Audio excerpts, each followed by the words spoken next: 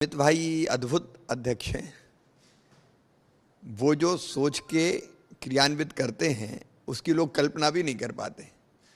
मुझे पता है, जब उन्होंने पहले कहा कि आसाम में सरकार बनेगी, लोगों को भरोसा नहीं हो रहा था कि आसाम में बीजेपी की सरकार बन जाएगी। फिर उन्होंने कहा त्रिपुरा में सरकार बनेगी, तो कोई नहीं मानता था, भरोसे नहीं होता था कि त्रिपुरा में भी बीजेपी की सरकार बन सकती है।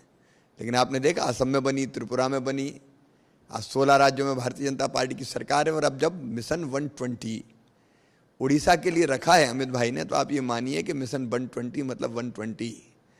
अभी किसी को लगता हो कि ये बड़ी बात है, लेकिन बिल्कुल बड़ी बात नहीं होगी। इस बार 120 सीटें प्राप्त करके भारतीय जनता पार्टी यहाँ सरकार बनाएगी।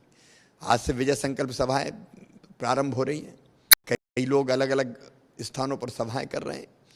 हम विजय का संकल्प दोनों, विधानसभा के लिए और लोकसभा के लिए। विधानसभा के लिए तो इसलिए कि 19 साल से नवीन बाबू मुख्यमंत्री हैं। इसके पहले कांग्रेस की सरकार रही। कांग्रेस की सरकार में भी बदहाल और बेहाल रहा उड़ीसा, और बीजू जनता दल की सरकार में भी उड़ीसा को तबाह और बर्बाद करने का काम किया गया है। सर्वाधिक कुपोषण यहाँ है, शिशु मृत्यु दर यहाँ है, किसान आत्महत्याएं यहाँ पे कर रहे हैं। उड़ीसा की धरती पर महिलाएं सुरक्षित नहीं हैं, विकास के काम ठप्प पड़े हुए हैं, सिंचाई की व्यवस्था नहीं है, पीने का पानी नहीं है, बिजली पर्याप्त मिलती नहीं है, और गरीबी के नीचे बुरी तरह से कराह रहा है उड़ीसा। और इसके लिए जवाबदार 19 साल से कोई है तो वो नवीन बाबू है। और इसलिए उड़ीसा में परिवर्तन होना चाहिए। तुलना करके आप देखिए, भारतीय जनता पार्टी जिन राज्यों में सरकार में रही, वहाँ राज्य की दशा और दिशा दोनों बदल दी।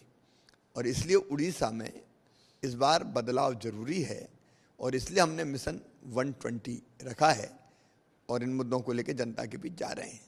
जी, ये समझ में नहीं आता, प्रधानमंत्री मोदी जी जब आयुष्मान भारत योजना लागू करके रोगियों के लिए, बीमारों के लिए इलाज की व्यवस्था के लिए पैसे दे रहे हैं, तो नवीन बाबू को क्या तकलीफ है? केवल इसलिए डर रहे हैं नवीन बाबू कि आयुष्मान भारत ढंग से लागू हो गई तो मोदी मोदी मोदी मोदी मोदी मोदी फिर हो जाएगा। जैसे लाखों लोग लाभान्वित हो रहे हैं पूरे देश में, इलाज हो रहा है, स्वस्थ हो रहे हैं, गरीबों को एक नया सहारा मिला है, वैसे उड़ीसा भी लाभान्वित होगा। ये पाप कर रहे हैं नवीन बाबू आप। आयुष्मान भारत योजना लागू नहीं करके गरीबों के साथ अन्याय कर रहे हैं आप, रोगियों के साथ अन्याय कर रहे हैं। मोदी जी से इतना डरते हैं कि मोदी जी की योजना धरती पर लागू नहीं हो जाए, और नहीं तो उनके पैर उखड़ जाएंगे। केवल इसलिए आयुष्मान भारत लागू नहीं की जा रही है। हमारी विरोधी सरकारें हैं। अभी अभी मध्य प्रदेश में बहुमत नहीं मिला, लेकिन जैसे तैसे सरकार बना ली उनने। वो भी किसान सम्मान निधि का पैसा के लिए सूची नहीं भेज रहे हैं। छत्तीसगढ़ की सरकार ने, राजस्थान की सरकार नहीं भेजी है, नवीन बाबू की सरकार ने नहीं भेजी। अब ये अगर किसान के खाते में 6,000 रुपया आ रहे हैं, आपको तकलीफ क्या है? आप क्यों उन पैसों को रोकना चाहते हैं? केवल इसलिए कि किसानों के मन में मोदी जी और मजबूती से ना बैठ जाएं। कहाँ तक निकालोगे लोगों के दिल से मोदी जी को? मोदी जी तो आज हर घर में है, लेकिन केवल मोदी और भाजपा का नाम ना हो जाए, इसलिए किसान सम्मान निधि का पैसा देने के लिए जो औपचारिकताएं पूरी करना है, वो भी नवीन बाबू नहीं होने दे रहे हैं। सबसे बड़े झुटेले हैं राहुल गांधी। कांग्रेस ने आज तक झूठे ही बोला है। कहाँ 1971 में कहते थे गरीबी हटाओ, गरीबी हटाओ, स्वर्गीय इंदिरा जी के ज़माने से गरीबी नहीं हटी, गरीबी हटा दिए इनने। अभी मध्य प्रदेश में झूठ बोल दिया, किसानों का कर्जा माफ़, किसानों का कर्जा माफ़। मैं बैठा हूँ, दावे के साथ कह रहा हूँ, राहुल गांधी को चुनौती दे के कहता हूँ, आ जाओ मध्य प्रदेश, किसानों का कर्जा माफ़ हुआ है। 56,000 करोड़ रुपए का कर्जा था, 3,000 करोड़ भी माफ़ नहीं हुए। किसानों को छला गया है, ठगा गया है, और इसलिए खुद झूठ बोलते हैं। ये दुनिया जानती है मोदी जी का जीवन पारदर्शी प्रामाणिकता से भरा है। सारे अपराधी जिन्होंने घोटाले किए, जिन्होंने गड़बड़ें की है, वो मोदी से परेशान है।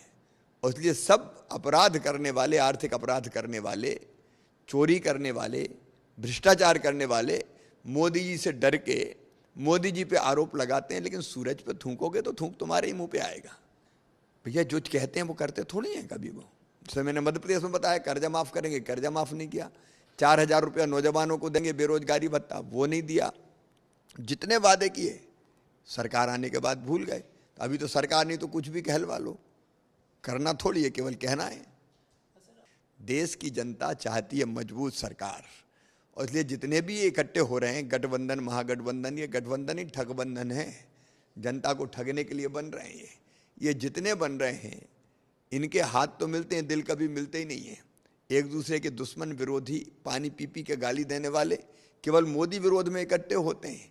लेकिन ये सब जान लें, मैं नवीन बाबू के कि देश आज नरेंद्र मोदी जी के पीछे खड़ा है। वो बैसाखी वाली सरकार नहीं चाहता, स्थिर सरकार और मजबूत सरकार चाहता है, एक वैभवशाली, गौरवशाली, संपन्न, समृद्ध और शक्तिशाली भारत के लिए। अरे देखिए मजबूर सरकार लोगों ने, जब यूपीए की सरकार थी तब भी मुंबई पे अटैक हुआ था, आतंकवादी हमला हुआ था, जवाब दिया पाकिस्तान को। भारत बदल गया है मोदी जी के नेतृत्व में, नए भारत का उदय हुआ है। अब अगर तुम गोली चलाओगे तो हम गोला दागेंगे, अगर हमारे जवानों पे हमला करोगे तो खोद खोद के बदला लेंगे। एयर स्ट्राइक करके उस आतंकी हमले का बदला ले लिया गया है और कह दिया है मोदी जी ने, हम अपनी तरफ से किसी को छेड़ेंगे नहीं, कोई हमें छेड़ेगा तो हम छोड़ेंगे नहीं। जमीन पे तो क्या, पाताल में भी घुस गए आतंकवादी तो घुस घुस के मारेंगे। मजबूत सरकार चाहिए जो देश का मान सम्मान और स्वाभिमान बढ़ाए। ये नवीन बाबू की तरह कोई मजबूर सरकार चाहिए कि बैसाखी पे चले। देश ये होने नहीं देगा और उड़ीसा भी नहीं होने देगा।